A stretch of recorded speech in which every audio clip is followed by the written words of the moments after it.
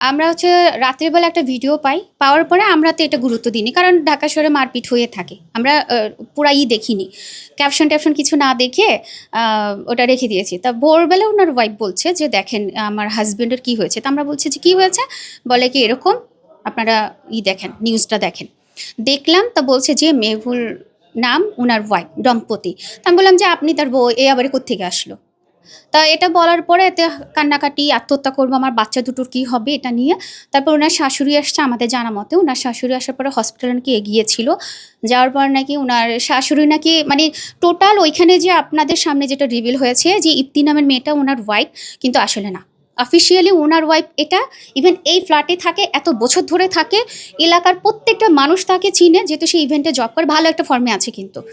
এখন যেটা হয়েছে সেটা আমাদের জানা মতে যে আজকেও নাকি একটা হাজবেন্ড যদি এত বড় বিপদগ্রস্ত হয়, একটা ওয়াইফ তো সেখানেই থাকবে বাচ্চা নিয়ে। তা কালকে নাকি গিয়েছে, ওয়াইফের পরিচয় দেয়নি, বাচ্চা দুটোর পরিচয় দিনি। যে বাবা ওয়াইফের পরিচয় না দিতে পারে, সে বাচ্চার পরিচয় কিভাবে দিবে বলেন?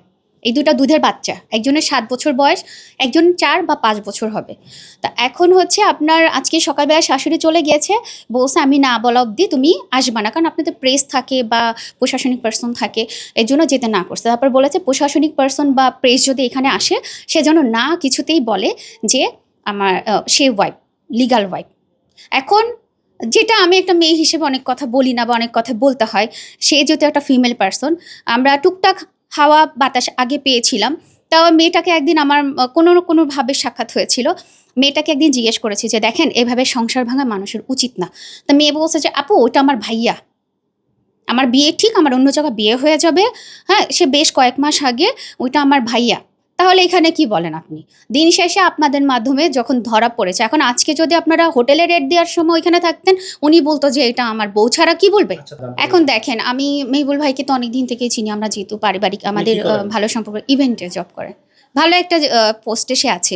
এখন ইভেন্টের জন্য তার খুলনায় যেতে লাগতে পারে, তার যশোরে যাওয়া লাগতে পারে, সব জায়গায় যাওয়া লাগতে পারে। এখন ইভেন্টে খুলনায় গেলে তো উনি রাতারাতি ব্যাক করতে পারবে না। এটা বছর খানেক বা বছর ১.৫ হবে, মানে এটা ঝামেলা চলছে।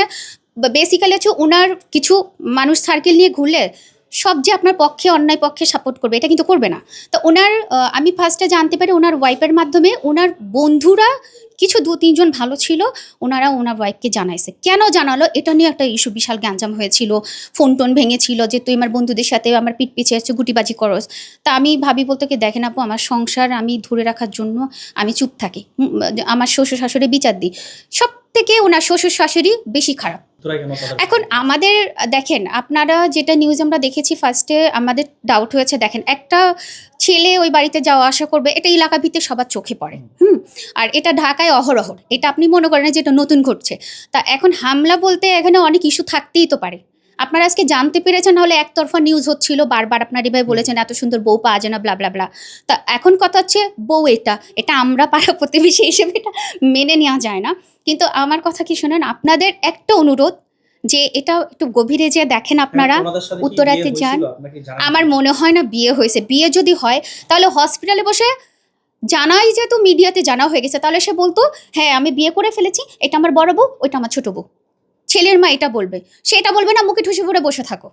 ব্যাপারটা বুঝাতে পারলাম? তা সে যেহেতু পরিচয় দিচ্ছে না, তার মানে বিয়ে হয়নি। ওইখানে চাপে পড়ে গেছে, মিডিয়া চলে আসছে, দেন হচ্ছে কি বলে, প্রশাসনিক পার্সন আসছে, এত বড় একটা নিউজ হয়ে গেছে। তো ওইখানে তো সে বউই বলবে। বউ ছাড়া কি সে বলবে যে, "এটা আমার রক্ষিতা, আমি পালি এটারে?"